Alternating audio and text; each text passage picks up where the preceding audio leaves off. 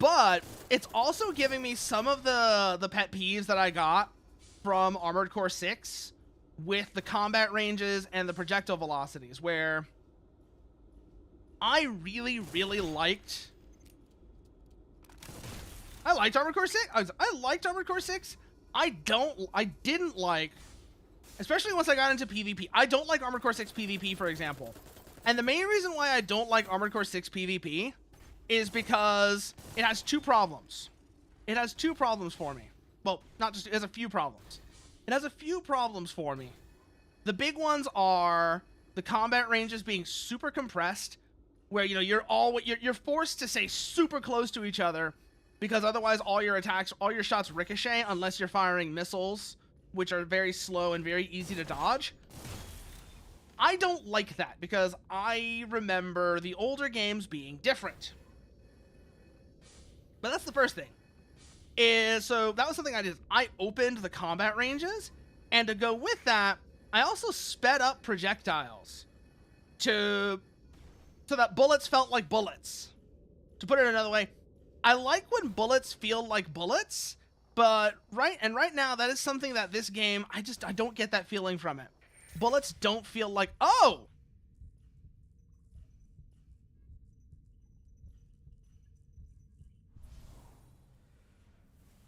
Okay.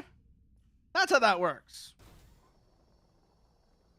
Like I said, I'm at least going to finish the game once before I actually start doing significant modding. But I just remember when I was playing Armored Core 6, I had that problem of bullets don't feel like bullets, and I didn't like how close in combat ranges were. It just felt kind of awkward. So whenever I eventually get around to it, I might start altering the game like that. Oh! Hello! A raven? What's that doing here?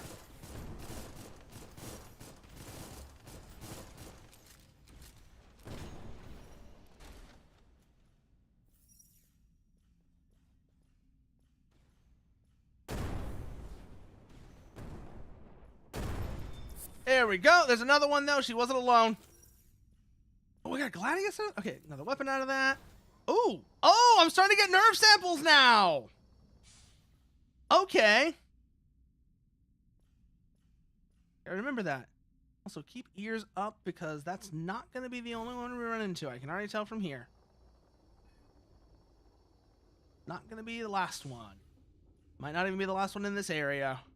But we are going to start running into hostile nymphs now. Ooh, this will be fun. This will be real fun. Oh, Francisca shotgun. Very nice. I knew we'd eventually come around to this side, though. I didn't know what it was going to take for us to get over here. But hey, we're through now. Let's see. Yep, this takes us back to the node tree. Means we go this way. Yep. I didn't get any from bosses, but I'm guessing it's just because those were early bosses. I didn't get any nerve samples from the early... Like I said, I'm guessing it's just because they were early bosses. But from, like, Lecky or any of those, I didn't get any nerve samples from them. But I knew I was going to get nerve samples when I started running into enemy nymphs. And I don't think I got any from the other enemy as well that was in that area. Oh, is that that's over here? It's just this room that had the enemy nymph in it. A little disappointing. I was hoping there'd be more here. Okay, well, let's keep moving then. Back to the node tree. We're basically done here for now. Maybe I don't even think there's anything left in the depths that we need to do. So back this way. So here. Go back to the brood chamber so I can use this nerve sample. And we'll go from there.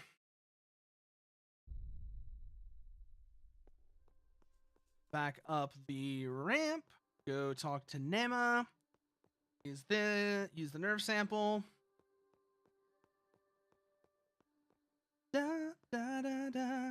Da da da da da da da da da da da da da da da.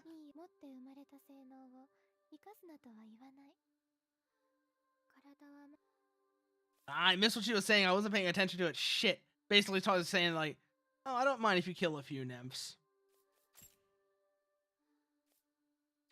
Limit release. Yes, expansion material.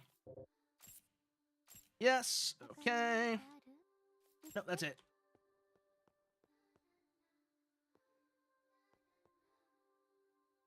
Sure, go ahead, Psych. If it's the, I was gonna say, because considering where I am, yeah, it's like, go ahead and mention it. Try to be vague. That's the only thing I'm gonna say is go ahead and mention it, but try to be vague.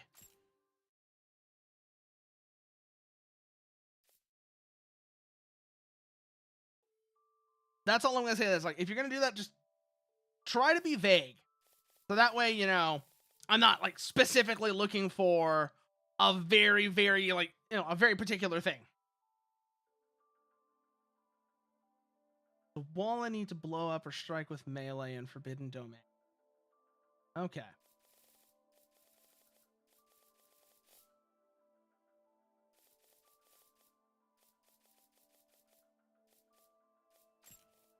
This back to the Mitsuha. Put the Boston utility module on.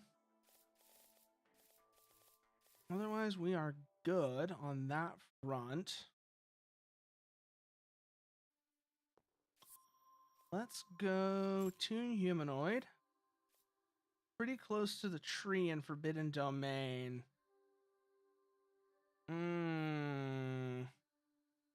Is Slayers is very good, Dr. Anime. Slayers is a very good anime. So, yeah, no. I also really have to say, Slayers was one of the very first animes I ever saw. And I think that, you know, I think Lena Inverse definitely left an impression on me. I'll put it that way. I think Lena Inverse definitely left an impression on me. It wasn't the series, though. It wasn't the series. It was, I don't know how many Slayers movies there are, but it was one of the movies. If there's more than one, it was one of the movies. And when I saw it,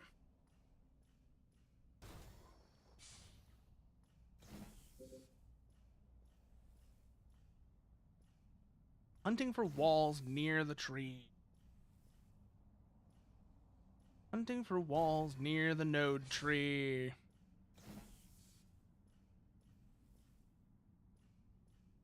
Hey, Psych, hot cold me here. Hot cold me here. You know how that works?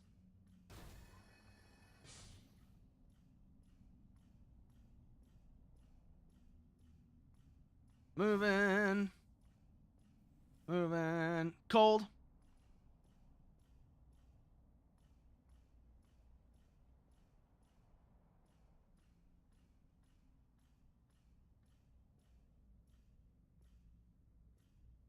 Nothing, nothing, nothing, nothing. That's the node tree. Colder. Means I need to go this way instead. It's like, I say that, I don't know what the delay is. I hear you say colder still. I know I'm going the wrong way.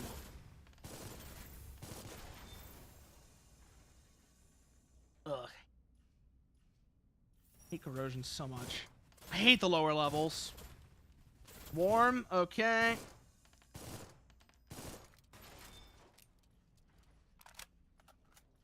Warm. Big delay. Okay, I was wondering if there was a big delay or not.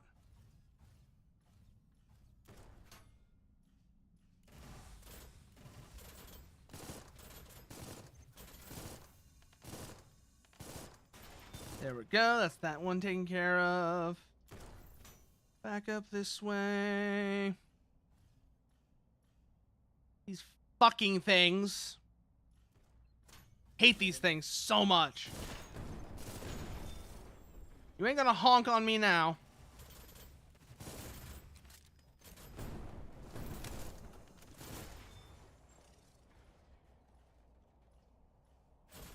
Up, up, up, up, up, up, up, up.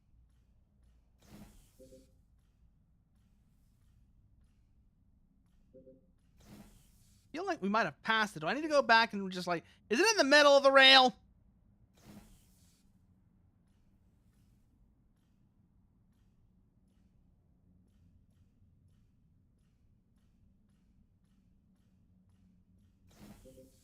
None of this looks particularly out of place or unusual.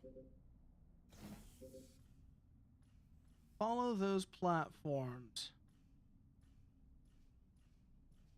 Okay. Up and to the left.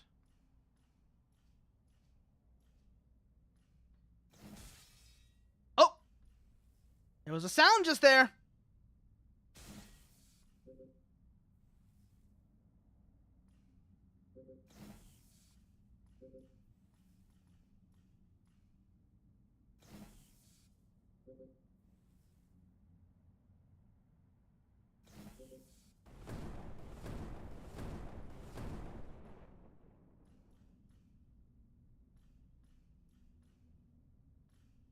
Back towards the rail. Yeah, I know. I'm sorry about that. I'm sorry about the delay.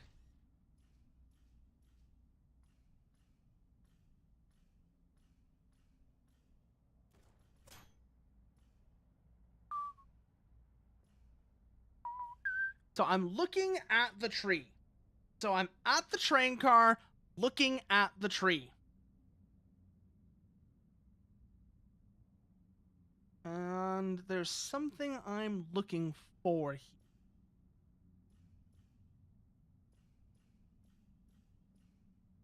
Let's see.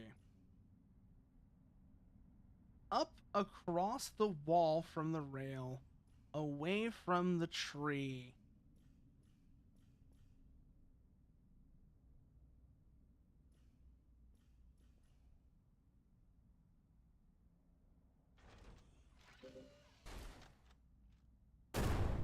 No, that didn't look. That wasn't it.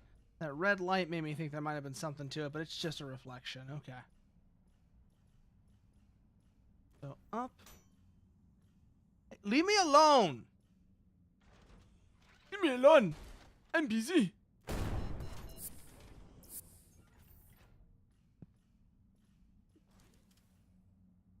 Platforms further out.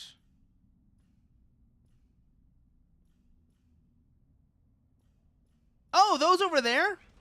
Those over there, right? Where that sniper is? Is that what you mean?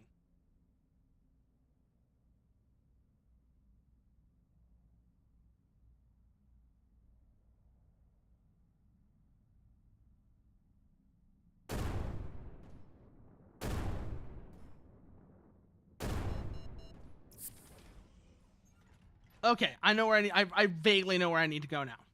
I vaguely know where I need to go now. Okay. So up these stairs.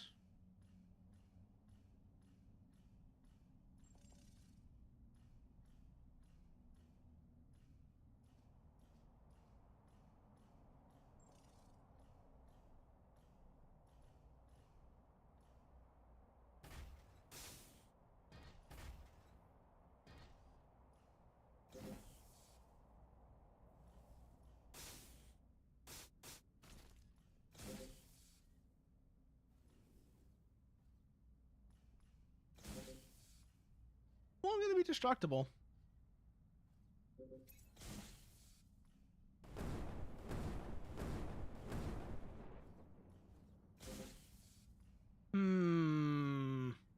Wall feels like... Find a platform with a door in the wall next to that. Ah, I see it now. Yep. Platform with a door.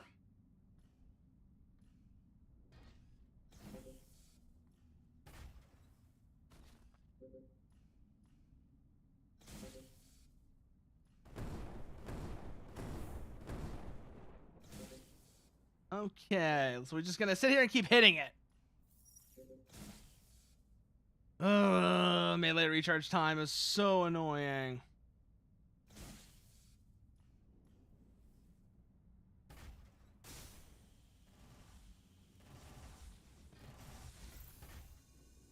Okay, so I overshot.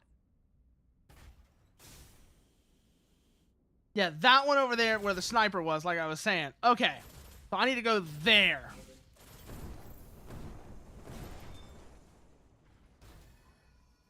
I just need to keep hitting that thing. Okay, I can do that. I can do that.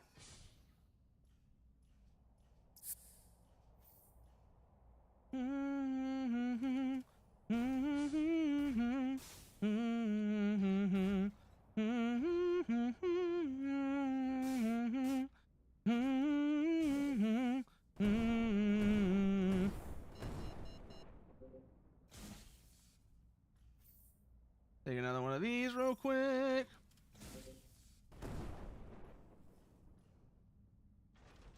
All right, bring out the cannon.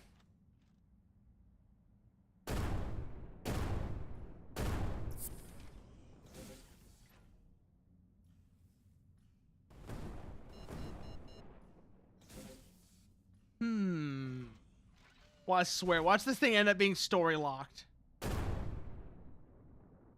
It wouldn't even surprise me if it is, and it's like what you're saying is true, but it's also story locked.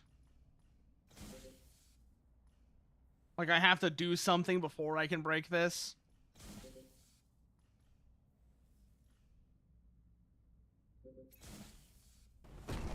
Oh, there it goes.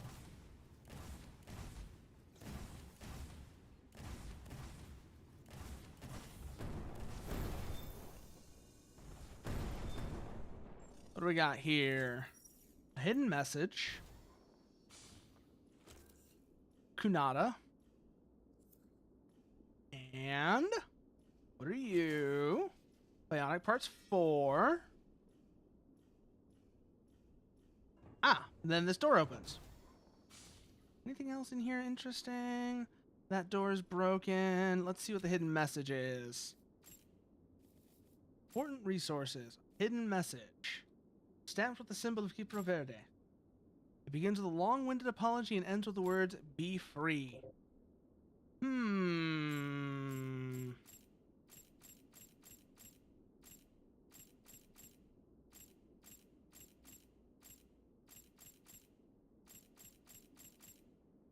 Divine Flower, we still have that. We have the right eye. The next area you need to NPC you need to interact with. Do not fight the boss there. You mean the next area as in the area after? You mean on this level, right? Next area in the lower levels, right? Because I did already fight Lecky. If that's the problem, I did already fight Lecky, unfortunately. I'm hoping you don't mean Lecky, because I already fought Lecky.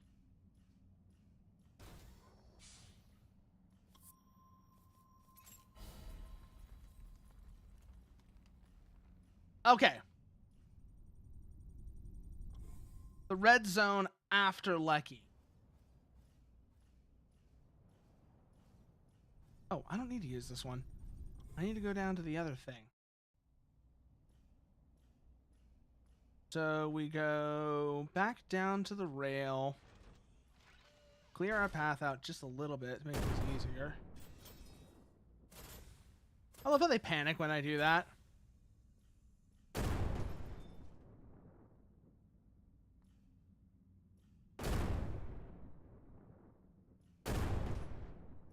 Like, the fact that that does enough damage to panic them is funny to me.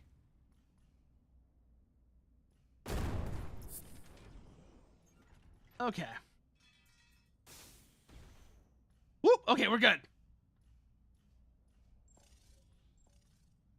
Now we use the train car to go back towards Lecky. And we'll see what's on the other side of that. An ad break is coming up, so wherever we get to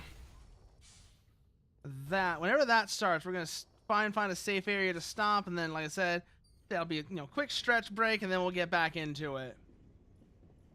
So down this elevator towards Lecky. Oh, we'll probably stop there anyways, psych, because like I said, an ad break is coming up.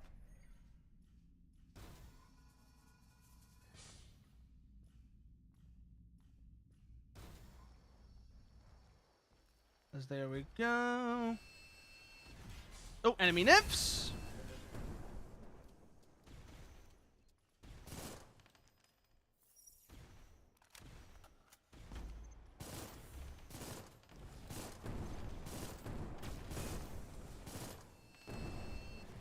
Whoa!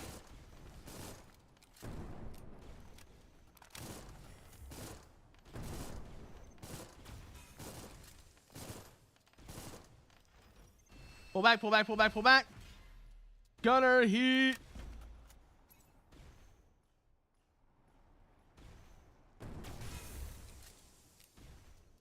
No, no, no, no. Back, back, back, back, back, back, back.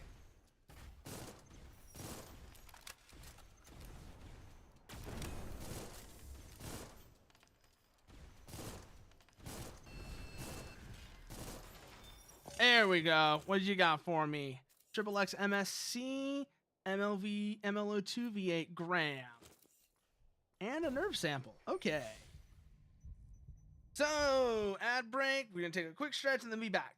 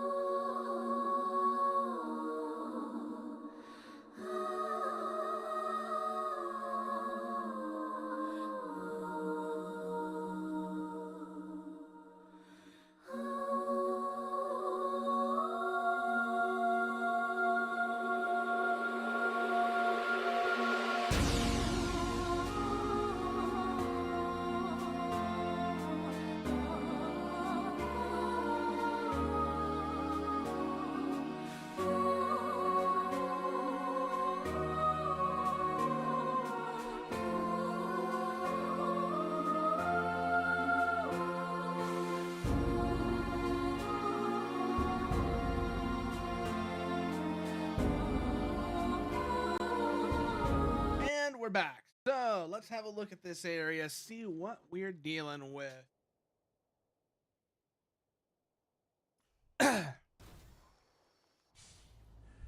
Ooh. Ooh, this place is real gross. Use this so that we can just shortcut our way back afterwards. Puts us right next to the node tree, actually, so we can resupply while we're here, too. And have a look at what we just picked up.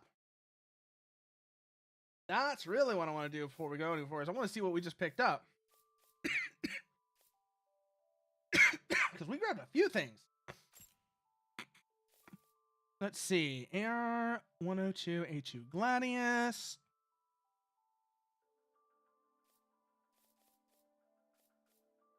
Okay. 2248. 25 round magazine as opposed to... Interesting. I'm gonna give it a try. See what it does. Did we pick up any new melee weapons? Yes, we did. The Kunata. And I can already see what this thing is. Yeah, kind of obvious. Anything else that looked interesting that we picked up? Or arm weapons? Or was it all just back weapons aside from those two? Oh, no, we got the shotgun earlier. Which is a physical shotgun. Okay. Taz. Ah, I see what that's a reference to. I see what that's a reference to. Ha ha ha ha ha.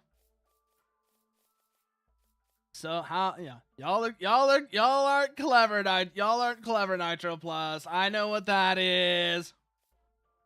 They probably know that people know what that is, but still. Torvi, Box, Balmung, Kanzashi, Gar. Those aren't anything new. This is something new. No idea what it is, but it looks cool as hell. Selpek, the Shillis, these are all bat cannons. We got any new missiles? Yes, we did. 190. What is your weight compared to the Gungnir? Too much. Yeah, you're like 70 heavier. Okay. What are you? Graham.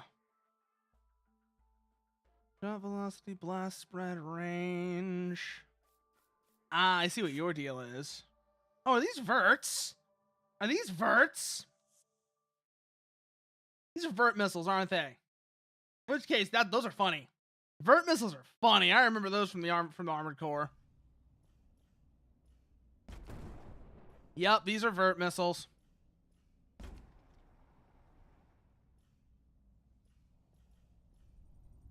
Already see how these are gonna work. Already see how these are gonna work.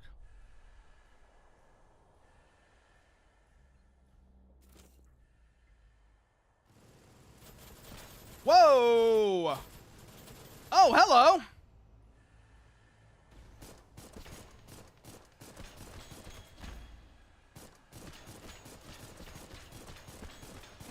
I don't know what you're doing there, but I want you to get down.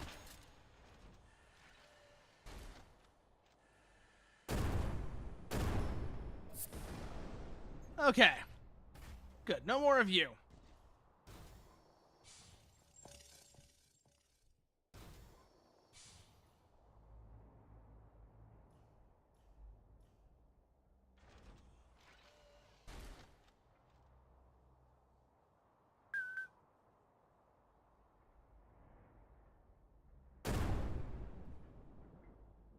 You. See if there's anything else of interest here. Really seem like it. We're gonna find out.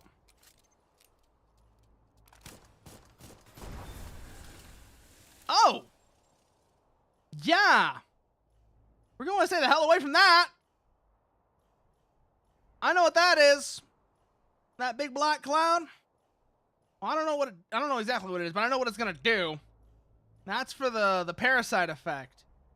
The one that just kills you if it accumulates.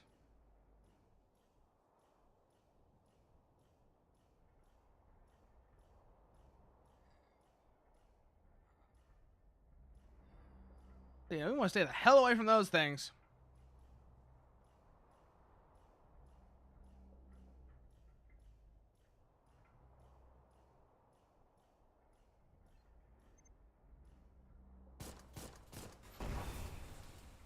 Yep. Gauge those at range.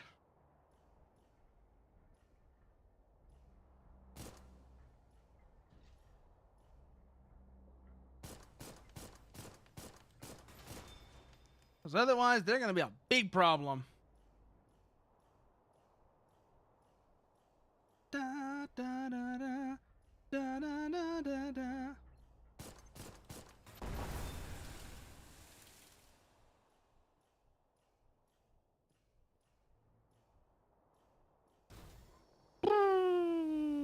Just keep clearing them out, though. I don't know how many of them there are, if they're just going to keep coming back forever, but clearing them out does help with getting go. Whoa!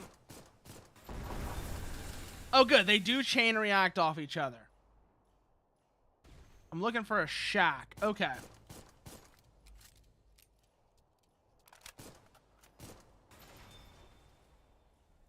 A shack. A nut shack?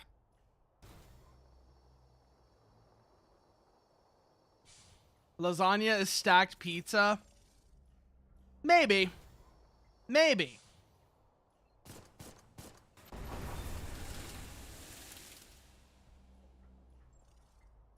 But, you know, I don't think it's quite right, Bacon King. I don't think that's quite right. I know you're saying it's got all the stuff. Sauce, cheese, meat, etc. And then you just stack it, right?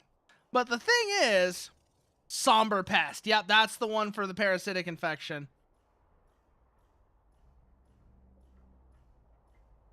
But the thing is, lasagna is too wet. Like, even if you're gonna talk about like, you know, Chicago style deep dish or whatever. Oh, we got some more body parts. Neat.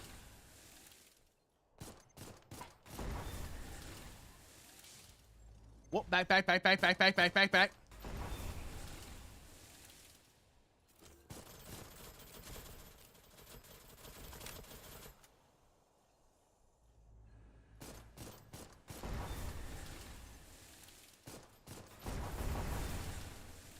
Whoa! Okay, it does go down over time, so I don't need to use the somber pest to get rid of it.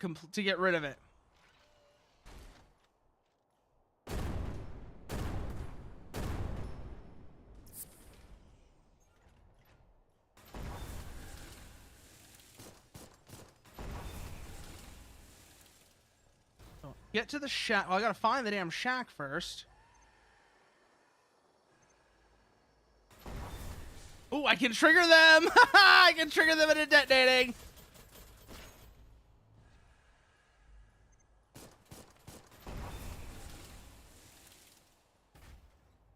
Enter the shack. Exhaust all dialogue.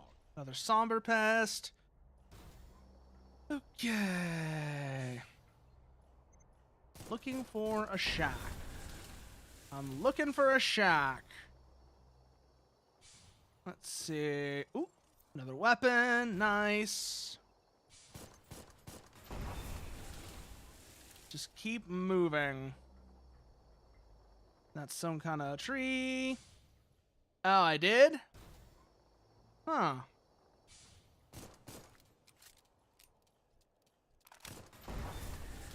Oh, what are you? What are you? What are you? What are you? More bionic parts. 6 this time. That is too amusing. I'm sorry. Just going by them like that and tricking them into detonating, that is too amusing.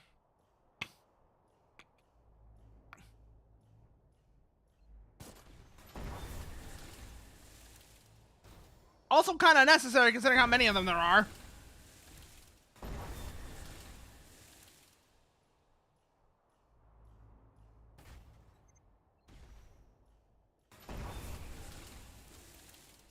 Ooh, I've been looking for that one.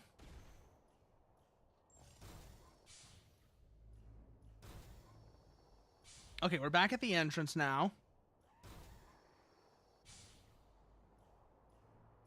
Yeah, I'm back at the entrance. Straight shot from the entrance. Okay, so just straight ahead, and I should be able to find a shack.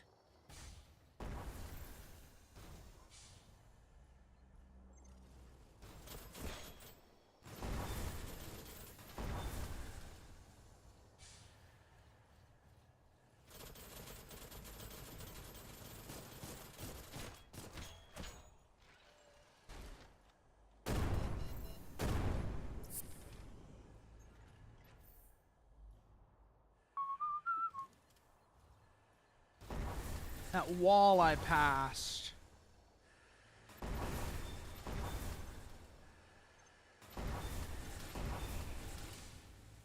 Yeah, it's kind of hard to stop and look at things when you have to deal with a lot of stuff. So, unfortunately, I'm going to have to, like you said, I'm going to have to clear some things out here first.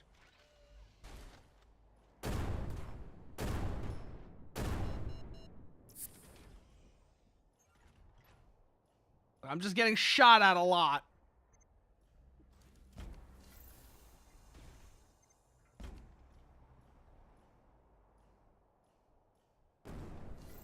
Ah, that's how that works.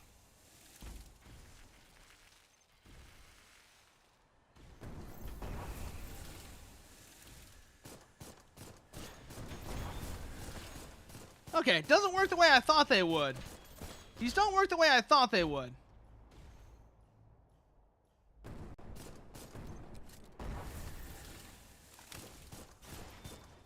Yeah, die, cockroach monster.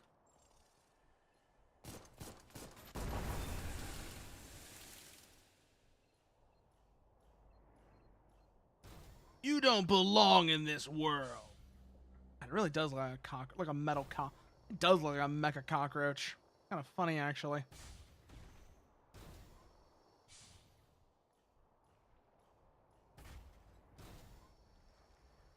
Let's see, what's over here?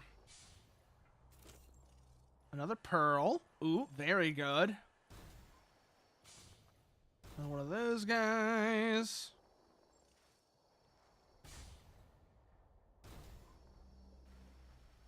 Just kind of scavenging around now because I am a little lost. Whoa, nice try. Nice try. You know how long this shit lingers for. Surging pest. That's for the upper floors.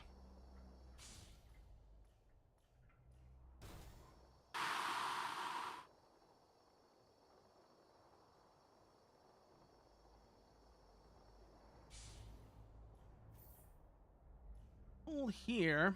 I might be able to. This area seems kind of clear, but I can't be certain. It's annoying because. Alright, it's another one of the wall spiders taken care of. Getting rid of those. More of those I get rid of, I can manage more easily.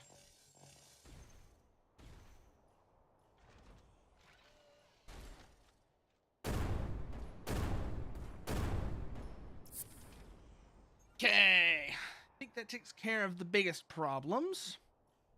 Let's start having a look around now.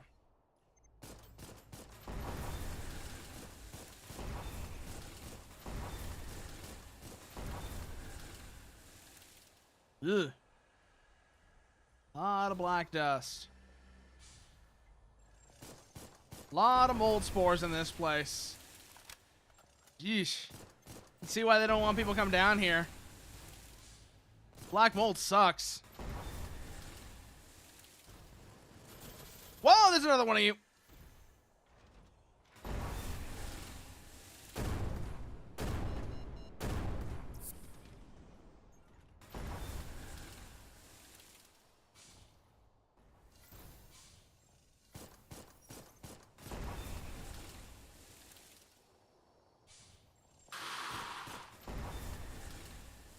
Okay.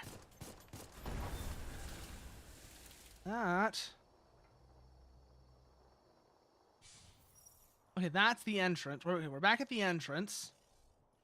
And now it's just straight forward from here.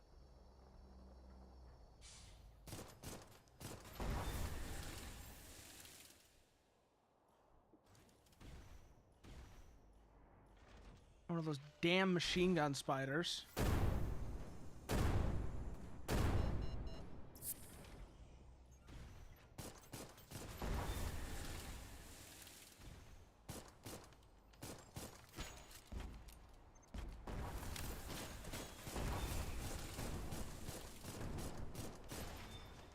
Okay, take care of you.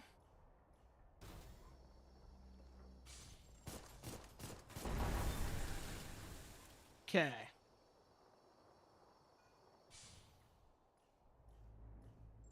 Looking for a shack. We go back this way. That puts us back at the entrance.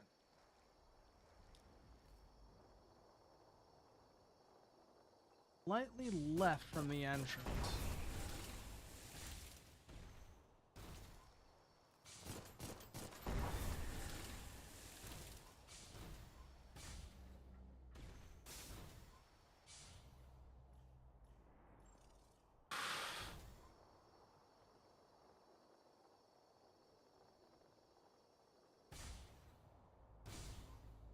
slightly left from the entrance. More like this way. Ah, there it is. Yeah, that is very easy to miss. That is very easy to miss.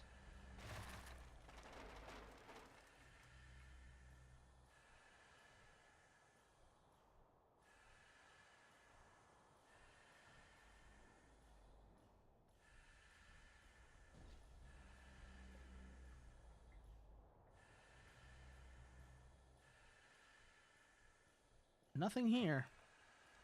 Interesting.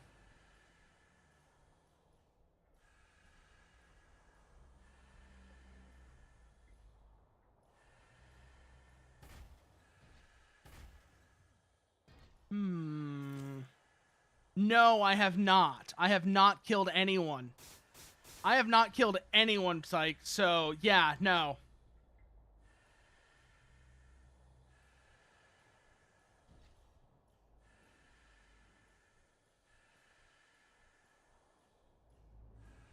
She should be here. Interesting. Unless Yodo kills her. Because I didn't kill Yodo. You know, the reverse joint girl? I didn't kill her either. And I know she kills the traveling merchant. So like I said, I haven't killed anyone. So unless she kills somebody, then I don't know what's going on.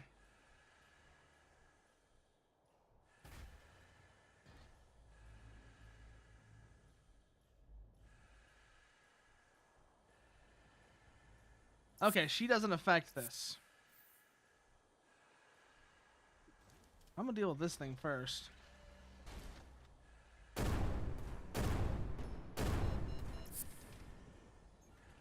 the node tree for this area before I do anything else, because that might help. Just thought about that. I should probably find the tree for this area. Maybe. Because I know who you're talking about. She was in the upper floors. She was like she was the scared one, right? Is she the scared one or the tsundere one?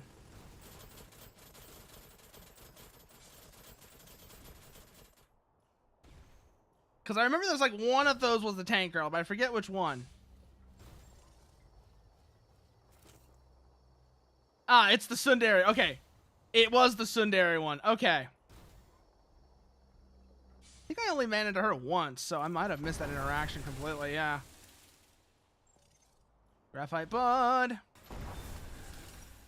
Where's the damn node tree for here, then? Also, I just realized there is somebody else I can go talk to now. Somebody else in this area I can go talk to. Go up this ramp first real quick. Let's see what's up here. If this leads to a node tree, that might be useful.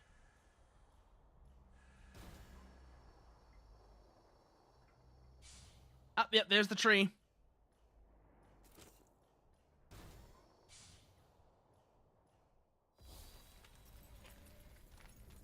Okay, transfer.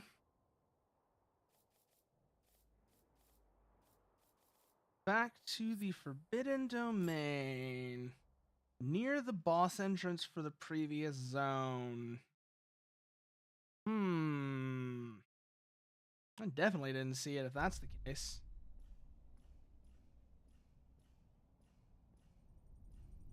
Oh god, I'm dumb as hell. I just realized I can do this. I can just do this. And then go back down this way.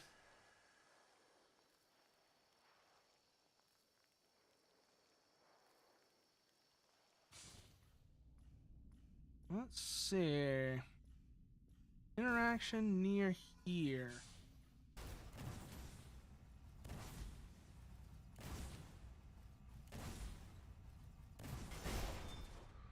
Bonk!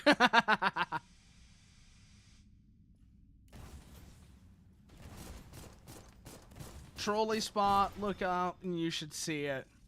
Oh, trolley spot, look out, and I should see it. Okay.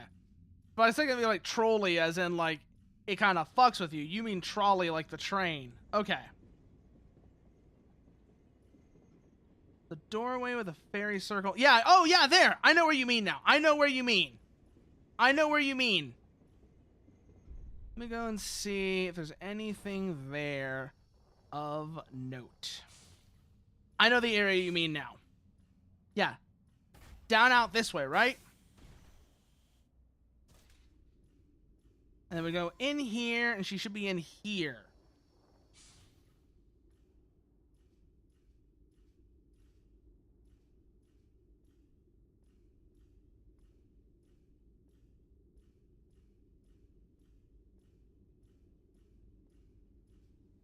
Oh, there you are. Fine, I'll give you this. Take it and leave. Okay, that's all her dialogue.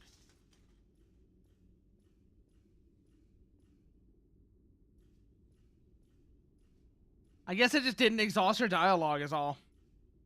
But yeah, because I knew who you meant once you said... I knew who you meant once you said, like, the tank tread tsundere. As soon as you said that, I knew who it was.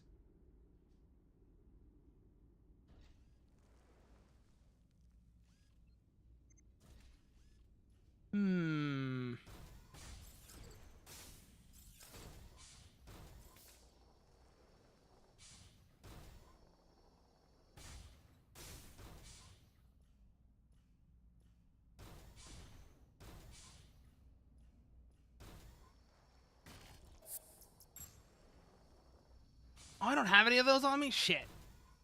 Okay. Move back up. To the tree. Just run our ass back to the tree. That's all we gotta do now. And then we'll be able to go from there.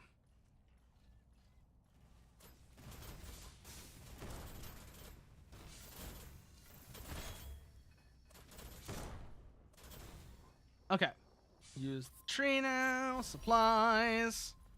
Now we transfer back over using the mushrooms. Use the fairy circle to transfer over. Back to the shack. Back to the crack shack we go. God, I love doing that. I love doing that to them. It's so fucking funny. Your duty? Those roaches from Gardenia learned that a seedling still draws breath. Right. Turning you away would only be doing them a favor. You remind me of someone. I can tell what you're thinking. You want to know who I was and what I was doing. That's why you chased me, right? Alright then. I'll tell you if you help me. Birds of a feather and what have you. Ah! Ah! She has... When a nymph's nest is destroyed, she has but one option left. Vengeance. Somewhere in the lower levels, a weapon that can annihilate those Guardiana scum. It was stolen. Stolen by a traitor. Frail little mechsmith.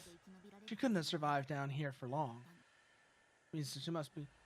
remain somewhere. That traitor. Why would you do such a thing? Everyone trusted you. Including Mother. Including me. Damn. Damn these cursed memories of mine. They cause nothing but trouble.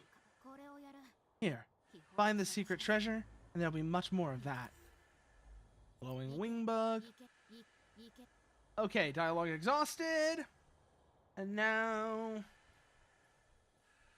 at a slope somewhere around here.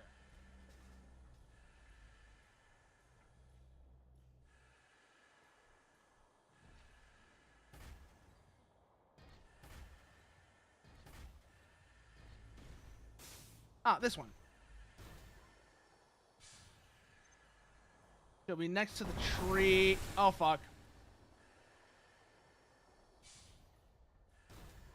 Okay, let's see what we got here. Next to the tree. Where are you? Who are you?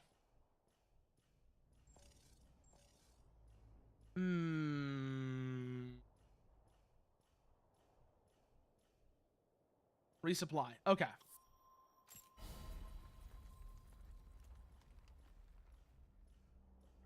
Ah, there you are. Hello, Sunbot. I have a recurring dream. My sister sends soldier to soldier. We charge the enemy. I protect the mother tree. The day the nest fell, we were to all die in battle. And now, I alone survive. All because of that traitor. I was ordered to find her. Now, I have no place to die. Why? Why did you betray us? Point isn't fair in finding the treasure anymore. Maybe I should just... Found a letter. I'll give you this! And I'll give you everything else later! Dola Gans 3. Ooh. The secret treasure doesn't exist? She lied? For me? That's not fair. The audacity. I've lost my chance to die. And she tells me to live? To be free? An idiot. She should have done that herself. Don't push this on me. Oh, no.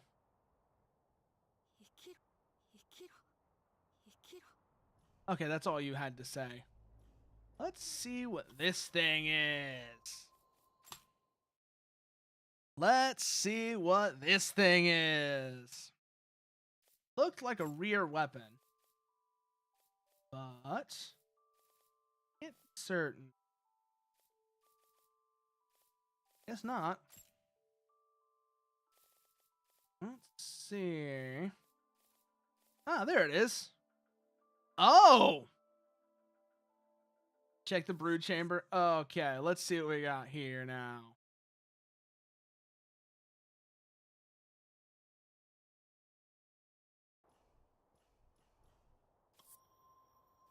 Transfer decayed brood chamber.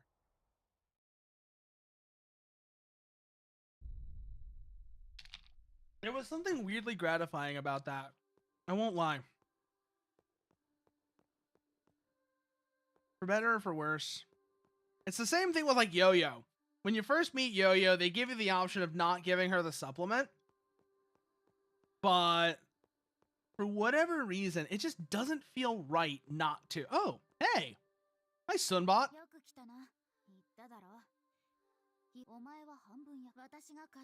I'll show you all of what I found at the lower level. Ooh. Ooh. Oh. This was worth it. Gans 1. Volgans 2. Bulbgans. I see what these are now. Ah. Rammed Volk. I remember this thing from the trailer. Okay, let's run through the frames and see what we got here. Yeah, I'm guessing these are all going to be Gipro Verde. Oh, no, some of them aren't. Frame that Gipro Verde created towards the end of its days. Of all the described frames that exist, it has both the greatest armor and weight. By the time Gipro Verde completed development of this frame, it was already too late. Rocket! Hold up. Salnas. You have my interest. You have my interest.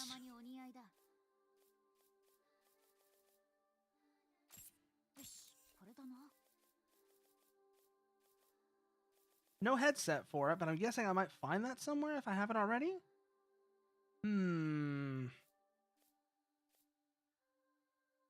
That's the Gipro Verde head.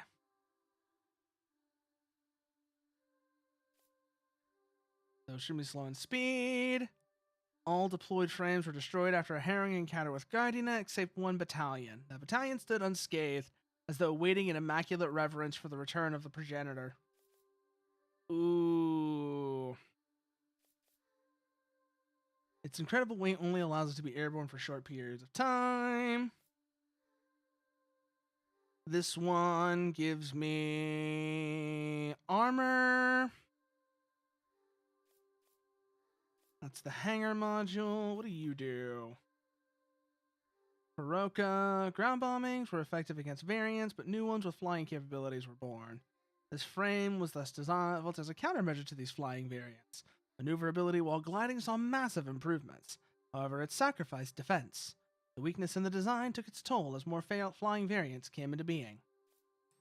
This unique thruster module also functions as a drop tank. As such, a single shot could cause a fatal explosion, an unfortunate side effect of Paroka's highly efficient fuel design. Oh, this gives us anti-parasitic protection too!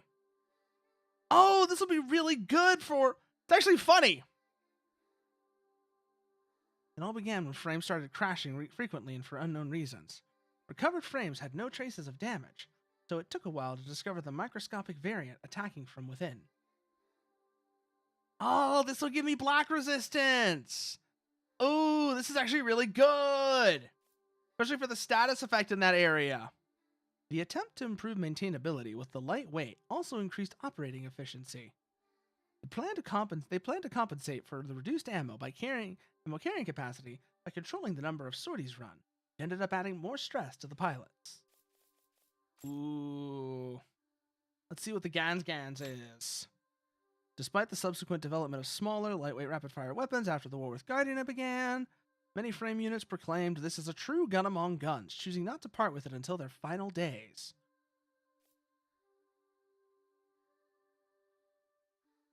Machine cannons. Technically a light machine gun, but a wheeled mobility model with excellent load capacity is needed for its use. Okay. I know what this is. I've got like 2 of these already, I think. I have 1 for sure. I don't remember if I have 2 or not. Heavy caliber cannon. This is also only holds 1 shot. Considered light ordnance for frames unable to mount a rammed Volk as the main armament to Gipro Verde. Ooh. Plasma cannon. I already have one of those. I already have one of these. I don't have one of these. I know what this is. And then this is the rammed Volk. Massive piece of true artillery, immense firepower, and the big Gatling gun that I'm also already familiar with. There, nothing there. Okay. For now, anyways. Go this way and see what we got here now. Actually, no. Before that, I need to talk to Nema. Because I just got some more nerve samples. So, let's pump those stats.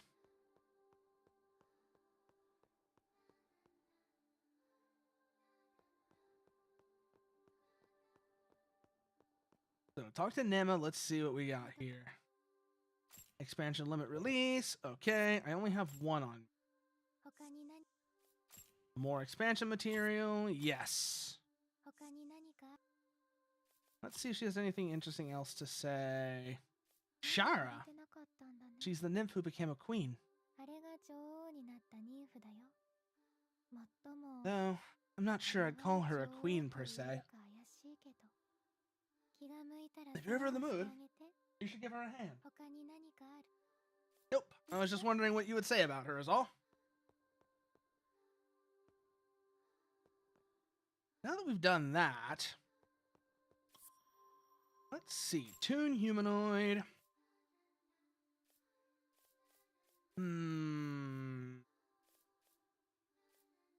Maybe put some into immunity?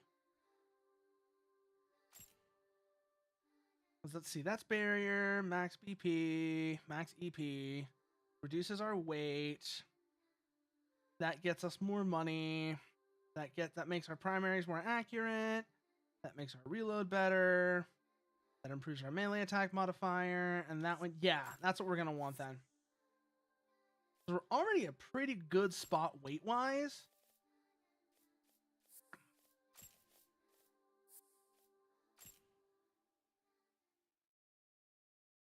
Let's see what this frame feels like now.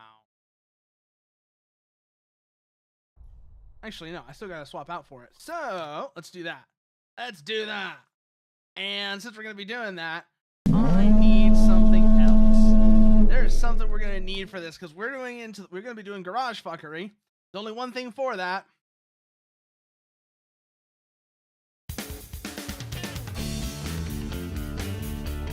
game loadout. Here we go.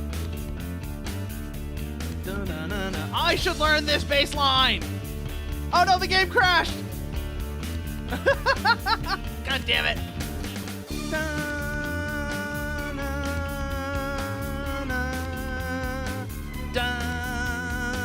dun, dun, dun.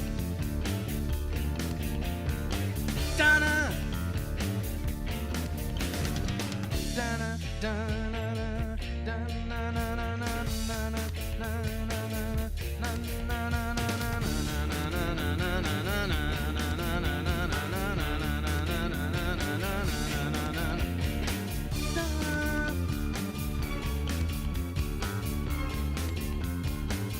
see what we got here now. Mobility module, where are you?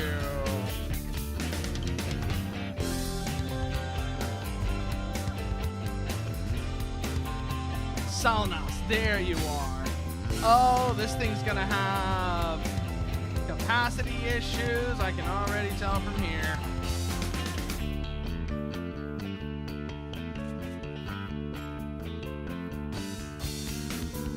Ah, no, the thrust speed's not as good as the other one.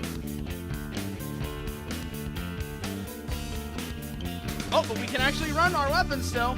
We can still run our weapons. Hell yeah.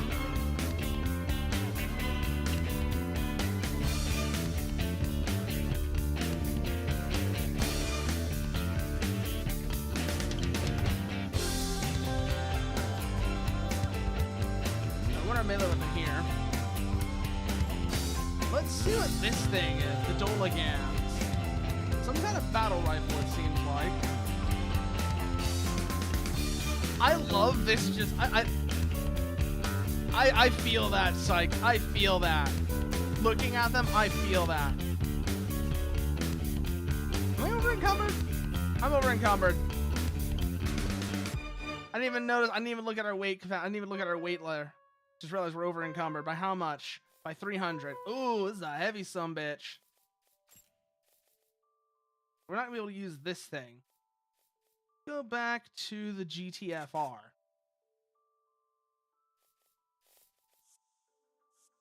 Now we're not over encumbered. Now we're not over encumbered. Okay.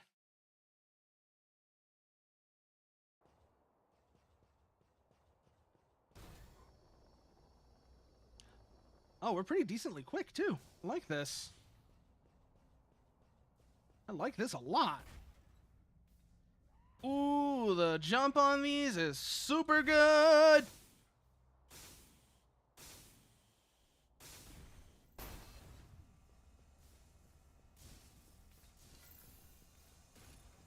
Just run in circles until we're back in the fight.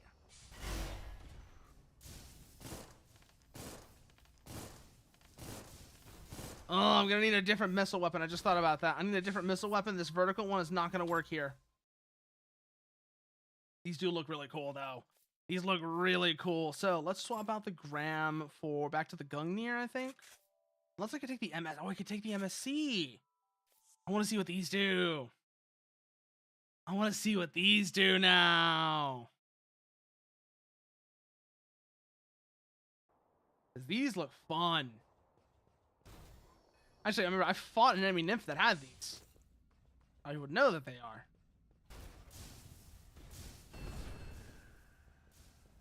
What the fuck? They make the cerebral bore noise.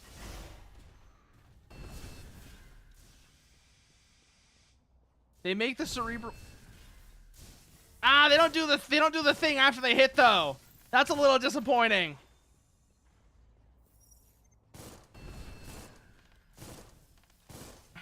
That's a little disappointing, I won't lie. That would have been so cool if they made the noise. Like they hit something and they do damage over time, and then they detonate. Let's go.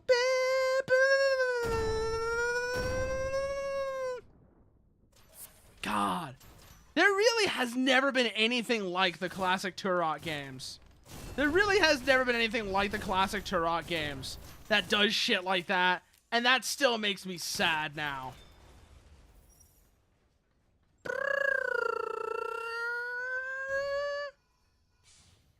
Open gate. And that is the boss room. Okay. Turn back around. I think I want to change some weapon loadout stuff here, though. Mostly just the arm weapons, I think. No, we're good on that. We're actually good on that. Never mind. So, let's go take care of this boss, and... yeah, that is very much true, unfortunately, Psych. You can say that about a lot of classic games. You're right about that one. Item wheel. Let's swap you out for the somber. You out for black injection. I don't know if I'm actually going to need it for this boss or not, but for this area, it's useful.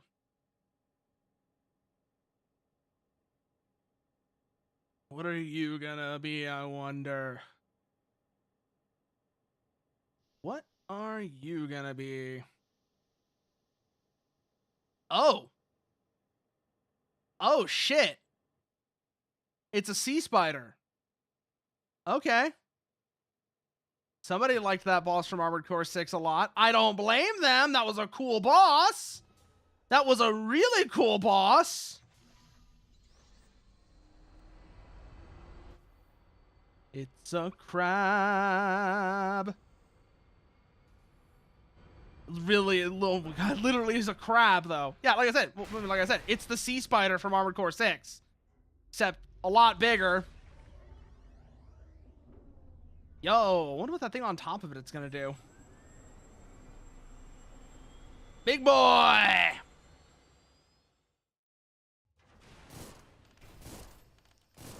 Aberrant unit.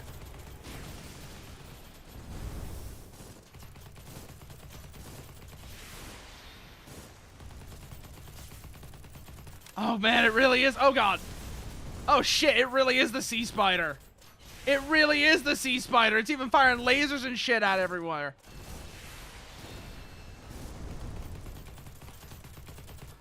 Oh, this is gonna be interesting. Yup, it's even got the same delay laser. It's got the fucking Ramiel beam. It is just straight up. It's the sea spider from AC6, but huge.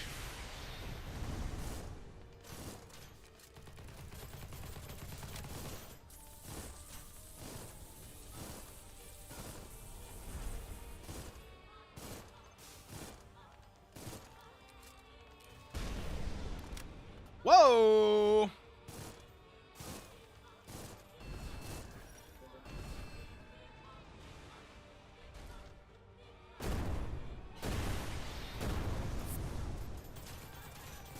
Hello, bugs!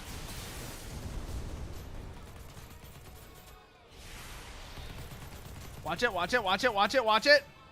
Grab the ammo. Let's pop a supplement.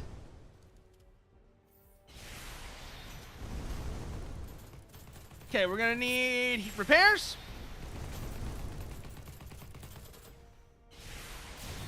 Ow!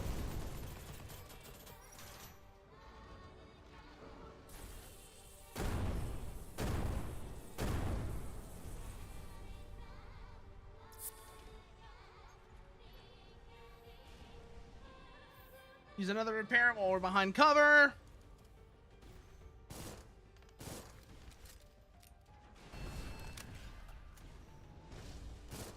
More minions! Oh God!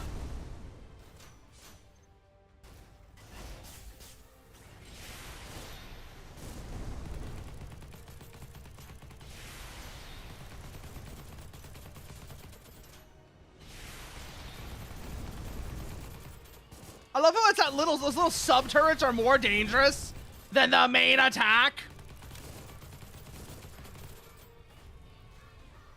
Just the little sub turrets are the most dangerous part of this boss. That's killing me. Maybe it's just the way I'm fighting it. Makes that the case, but it's still funny as hell to me. The bulb when it opens. Yeah, that figures now that I'm thinking that you mention it. It figures that would be the weak spot.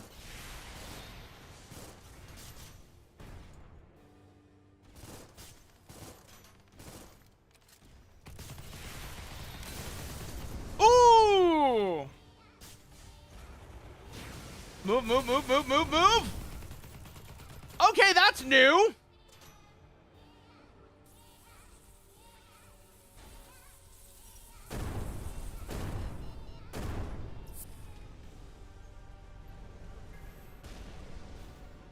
Go, go, go, go, go, go, go, go, go.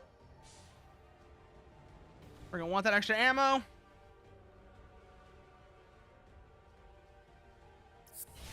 We still have supplements. Okay. I was wondering if we did or not. We do.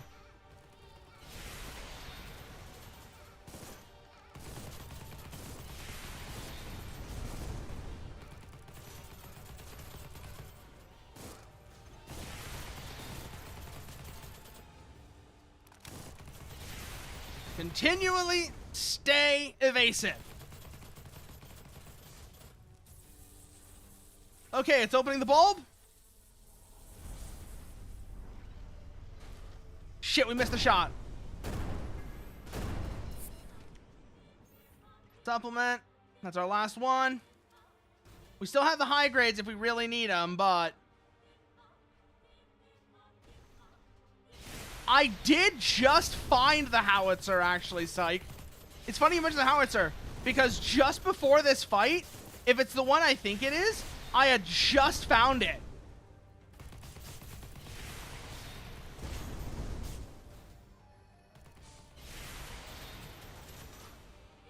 But I've discovered I really like the sniper cannon in this game.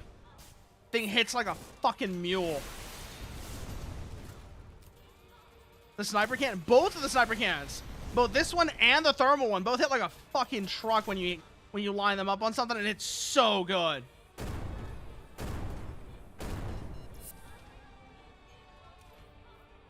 Item wheel, supplement, high grade supplement. Yeah, here we go. Ammo.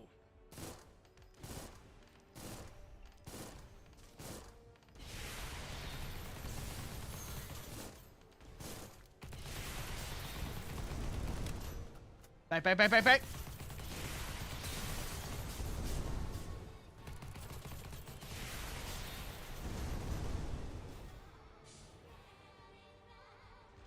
There's the bulb.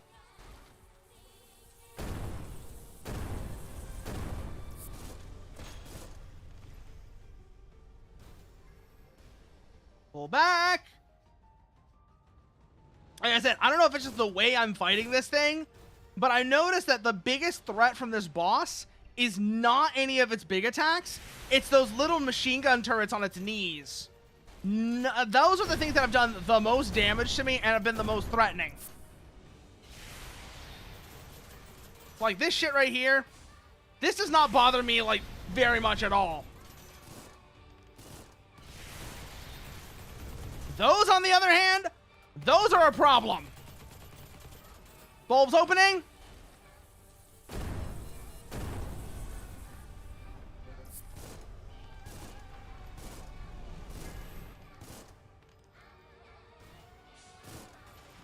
There we go, and it's down. Ooh, back, back, back, back, back. It's gonna blow. Target destruction. Hell yeah. Let's see what you were guarding now, shall we? And once we do that, I think this is where we will call it. Her ethereal vestige. Oh. Oh, what is this? What is this? An object of unknown purpose. An archetype cell. Progenitor of all cells. You can feel it, yet it has no weight. Is it an illusion? Perhaps something else. Something that doesn't exist. At least, not in the way you do. Yeah, no, I mean, that's the thing. Like I said, it was a very easy boss to trivialize. So yeah, no, definitely not a great boss in the game design sense. On the other hand, it looks really damn cool, and sometimes those are what you want. That's kind of what you want sometimes. But like I said, this is where we're gonna call it for tonight. So let's see who's on we can raid into, shall we? Who's on we can raid into?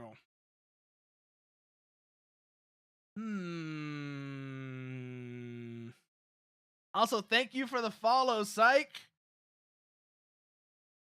Who's on we can raid into? Who don't find this game interesting is the next question as well to go with that. Grimmy, I know Grimmy knows about this game. And I think I rated Grimmy kind of recently, so maybe not her. Haru, no. Is Grace is on. Penzels is on. The Snail.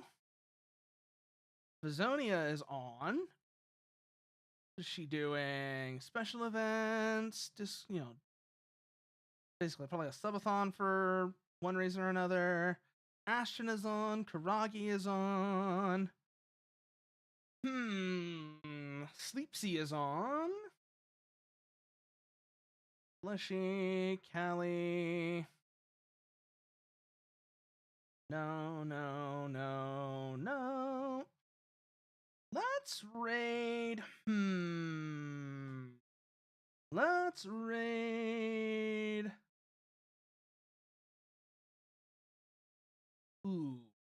Who now? That's the question. Who now? Raid into. Let's see who else is playing this as well. Who else is playing Doll's Nest? Let's see what that's going on with that. Only one other person. And I don't think I want to do that, in no small part because of, spoilers and such. Let's raid. This is hard, actually. This is hard. I don't like how hard this is. You know what? Let's raid the Snail. Let's raid Penzels. See what she's up to. As always, if you want to see what I'm doing off stream, these are all the places you can find me. And for y'all on the YouTube side, let me get that for you too. There we go. And